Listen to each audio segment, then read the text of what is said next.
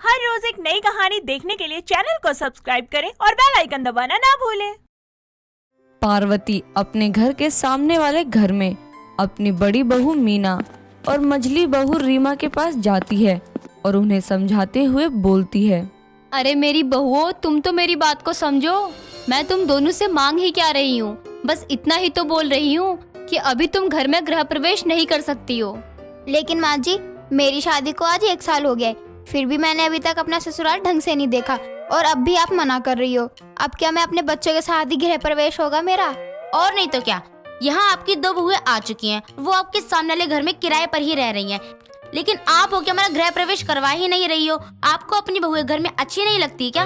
बताया तो है मैंने तुम दोनों को कि मेरी ये इच्छा है कि मैं अपनी तीनों बहुओं का गृह प्रवेश एक साथ ही करूं। अब तुम दोनों तो आ ही गई हो, बस अब जल्दी से तीसरी बहू भी आ जाए, फिर तुम तीनों का गृह प्रवेश एक साथ होगा। पता नहीं कब हमारी छोटी देवरानी आएगी और पता नहीं कब हम अपने घर जा पाएंगे। इतना ही है तो करवा दो ना देवर जी की शादी और कर लो अपनी 3 बहुओं का एक साथ गृह प्रवेश। अब क्या देवर जी की उम्र निकलने के बाद करवाओगे आप उनकी शादी? हाँ, देख रही हूँ मैं उसके लिए अच्छी सी लड़की मिल जाए तो करवा दूंगी। जिस तरह से आप लड़की देख रही हो ना, मुझे नहीं लगता इस हिसाब से कोई मिलेगी भी। हाँ, क्योंकि आपको तो गुणों वाली लड़कियां चाहिए और आज के समय में ऐसी लड़कियां कहाँ मिलती हैं। आप भी ना माँ जी। आपका सही है, खुद अपने बड़े से घर में आराम करो और बहुओं को सामने वाले घर में किराए पर फिकवा दो। इससे अच्छा हम ही ढूंढ लेते हैं देवर जी के लिए लड़की। नहीं, मेरी तीसरी बहू भी मैं ही लाऊंगी। तुम दोनों को कुछ करने की जरूरत नहीं है, तुम दोनों बस यहाँ पर रहो, बाकी सब मैं देख लूंगी। ठीक है माँ जी, अब आप ही देख लो। पता नहीं अब हमें और कितने दिन दूसरों के घर में किराए पर रहना पड़ेगा। अब तक तो आपको पता चल ही गया होगा कि पार्वती अपने दोनों बहुओं का गृह प्रवेश क्यों नहीं करवा रही थी और उसकी दोनों बहुएं सामने वाले घर में क्यों रह रही थीं। ये अभी से नहीं बल्कि काफी समय से चल रहा था। पार्वती अपनी इच्छा को लेकर अपनी अब तक की आई दोनों बहुओं को ना ही गृह प्रवेश करवा रही थी और ना ही आगे की बाकी रस्में। ऐसा कई दिनों तक चलता रहता है। कुछ दिनों बाद रीमा मीना से बोलती है, दीदी आप कैसे रह रही थी यहाँ किराए पर, अपना घर होते हुए भी? मेरा तो यहाँ एक एक दिन निकालना इतना मुश्किल हो रहा है। कोई बात नहीं, तुझे भी आदत हो जाएगी, मुझे भी तो हो ही गई है। आप जेठ जी को बोलो ना, वो माँ जी से बात करेंगे। ऐसे अच्छा थोड़ी लगता है बहू होते हुए भी माँ जी को अकेला रहना है और बहू को सामने ही किराए पर रहना पड़ रहा है। हाँ, बात तो सही कह रही है तू, लेकिन जब बात मेरे हाथ में ही नहीं है तो मैं कर भी क्या सकती हूँ? ये भी मेरी बात सुनते ही नहीं है। दोनों बात ही कर रही होती हैं कि इतने में पार्वती अपनी पड़ोसन गीता के साथ वहाँ आती है और अपनी दोनों बहुओं से बोलती है, अरे बहुओं, कुछ खाने पीने के लिए बनाओ, देखो यहाँ गीता आई है तुम दोनों से मिलने। हाँ, 1 साल हो गया है, अब तक तो सब मिल चुके हैं हमसे, बस मैं ही हूँ जो अपने ससुराल के घर से वाकिफ नहीं हूँ। हाँ बैठो आंटी, चाय लेकर आती हूँ। ये भी सही है, जब तक तीसरी बहू नहीं आएगी तब तक तुम तीनों सास बहू होते हुए भी पड़ोसन हो, है ना? तो क्या हुआ, तू भी तो मेरी पड़ोसन ही है। और वैसे भी मेरी बहुएं मेरी बात सुनकर इतने समय से यहाँ रह रही है ना, इससे पता चलता है कि मेरी कितनी इज्जत करती हैं। हाँ, लेकिन बहुओं की तरह नहीं बल्कि पड़ोसन की तरह रह रही हैं। गीता हंसते हुए अपने घर वापस चली जाती है और ऐसे ही शादी के इतने समय तक भी अपने ससुराल में न जाने के कारण मीना गुस्से में बोलती है, माँ जी, अब आप ही देवर जी के लिए खुद से कोई लड़की देखकर शादी कर दो, वरना मैं तो गृह प्रवेश खुद ही कर लूंगी। हाँ मैं भी। आपको जो घर में आई भी नहीं है उसकी पड़ी है, लेकिन हम नहीं दिखाई दे रहे हैं। ऐसे कैसे तुम दोनों आ जाओगी? मेरा घर है, वो बिना मेरी इजाजत के कोई नहीं आ सकता। मैंने बोला था जहाँ इतने दिन रुक गए हो वहाँ कुछ दिन और सही। इतना बोलकर पार्वती वहाँ से चली जाती है और फिर से दोनों बहू तीसरी बहू के आने का इंतजार करती हैं। धीरे धीरे दिन बीतने लगते हैं, लेकिन पार्वती की तीसरी बहू का कुछ अता पता ही नहीं होता है। ये सब देखकर मीना अपने घर आए अपने देवर अनिल से बोलती है, देवर जी, आपको क्या अच्छा लगता है आपकी भाभी आपकी ही माँ का ध्यान नहीं रख पाती? अब शादी क्यों नहीं कर लेते? भाभी, मैं यहाँ भैया से मिलने आया था और आपने मुझे कहाँ शादी की बातों में फंसा दिया। अच्छा, फंसा दिया? फंस तो हम गए हैं, वो भी तुम्हारी वजह से। शादी कर लो ना देवर जी, वरना हमारी पूरी जिंदगी अपने ससुराल के सामने इस किराए के घर में ही निकल जाएगी।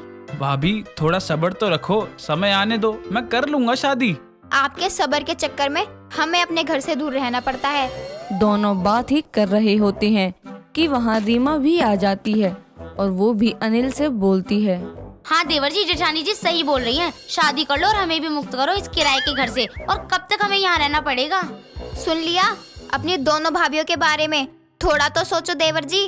कोई बात नहीं, थोड़ा और रुक जाओ, फिर तो आप दोनों की देवरानी आ जाएगी घर पे। अनिल इतना बोलकर वहाँ से चला जाता है।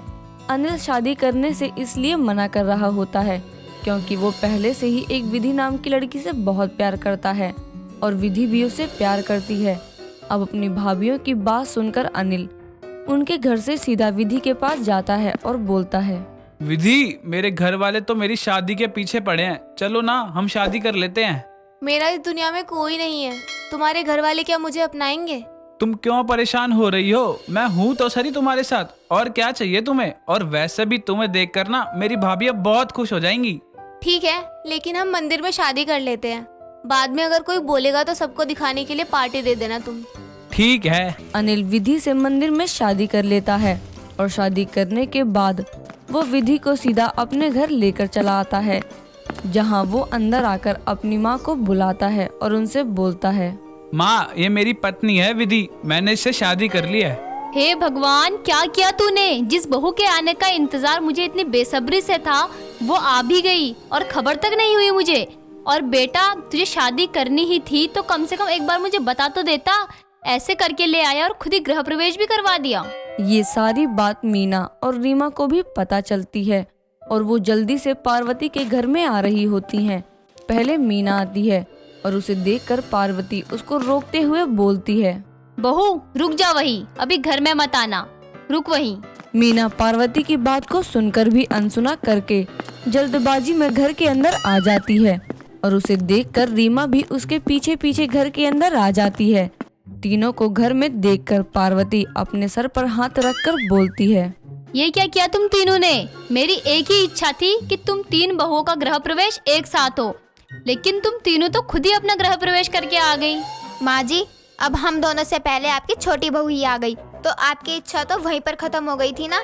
अब इसमें हमारी क्या गलती है? हाँ माँ जी, हम तो इतने दिनों से सामने वाले घर में रह ही रहे थे ना।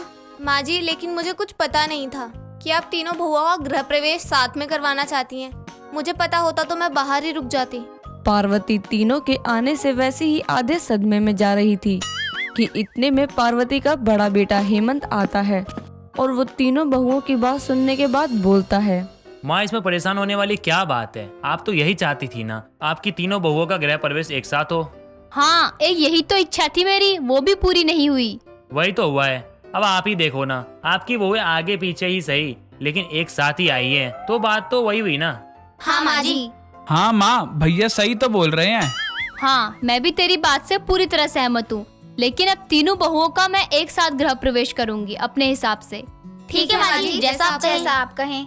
पार्वती की तीनों बहुओं का गृह प्रवेश तो पार्वती के मन के बिना ही हो गया था, लेकिन अब पार्वती भी अपनी खुशी के लिए अपनी तीनों बहुओं को दोबारा गृह प्रवेश करवाती है और तीनों खुशी खुशी साथ में रहती हैं। शीना और मयंक की शादी को 2 साल हो गए थे।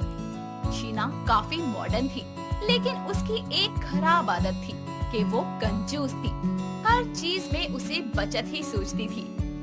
अब चलिए शीना की सास प्रेमा और ससुर राजीव के पास, जहाँ मयंक और शीना जितना लड़ते थे उतना ही प्यार इन बूढ़े बूढ़ियों के बीच अभी भी बाकी था।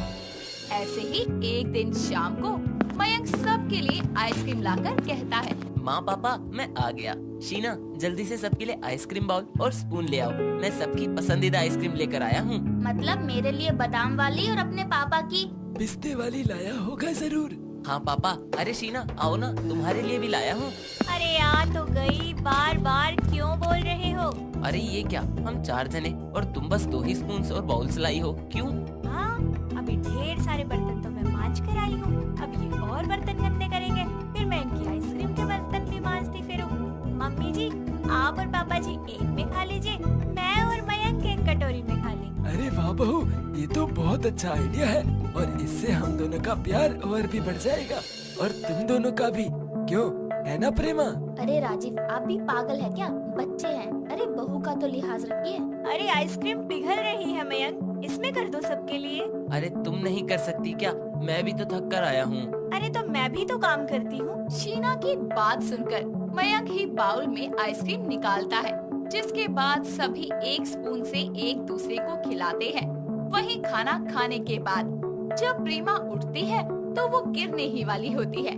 तभी राजीव उसे संभाल लेता है। दोनों एक दूसरे की आंखों में खो जाते हैं। ये देखकर मयंक ताली बजाकर बोलता है, अरे वाह माँ पापा, आप दोनों अभी तक रोमांटिक हैं। पापा, आपकी हड्डियों में तो अभी भी जान है। हाँ, तेरे पापा तो अभी तक जवान है। ये आप क्या कह रहे हैं जी? बच्चे हैं, छोड़िए मुझे।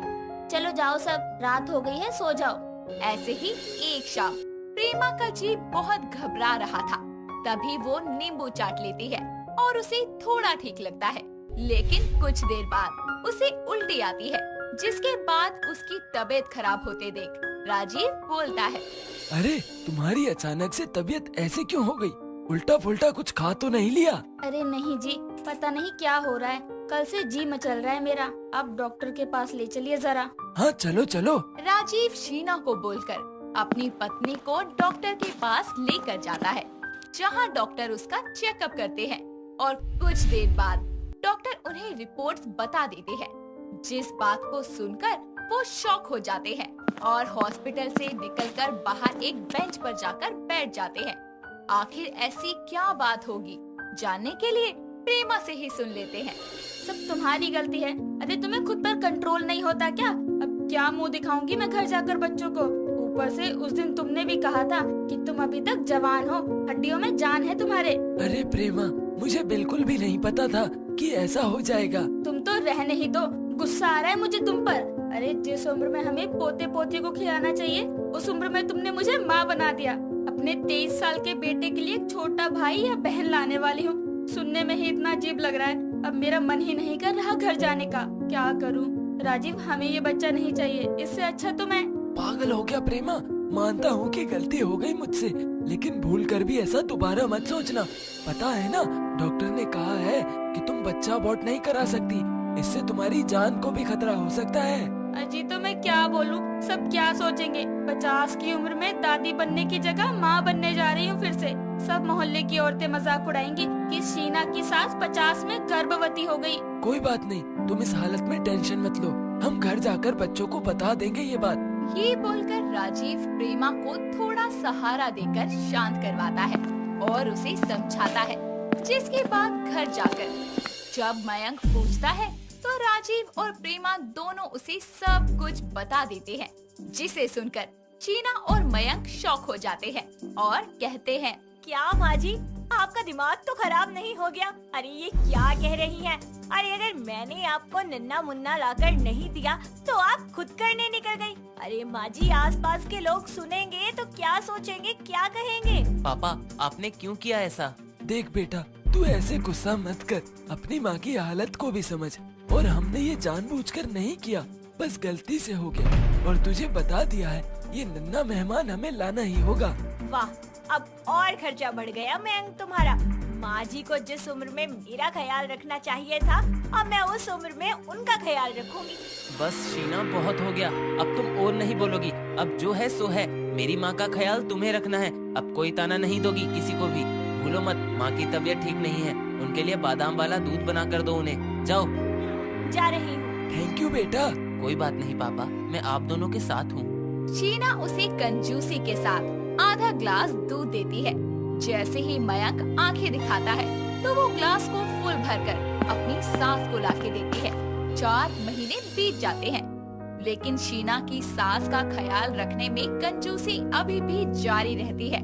वो उसे खाने पीने और खर्च करने में खूब सुनाती रहती थी।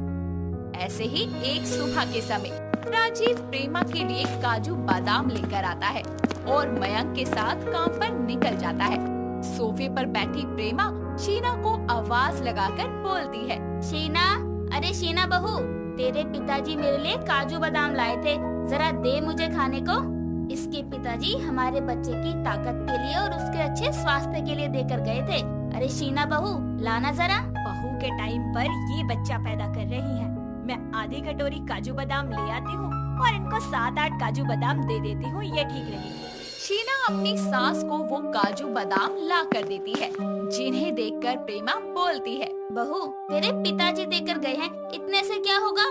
माँ जी आप ये खा लीजिए, बहुत है आपके लिए। बाकी के काजू बादाम मैं आपको हलवे में डालकर दे दूंगी। जरूर इसने अपने लिए बचा लिए होंगे काजू, जाकर छुपा दूंगी मैं अभी बाद में। ठीक है, ला यही दे दे, और शाम को पालक की सब्जी बना दियो, बच्चे के लिए वो सही होती है, उसमें वो होता है आयरन।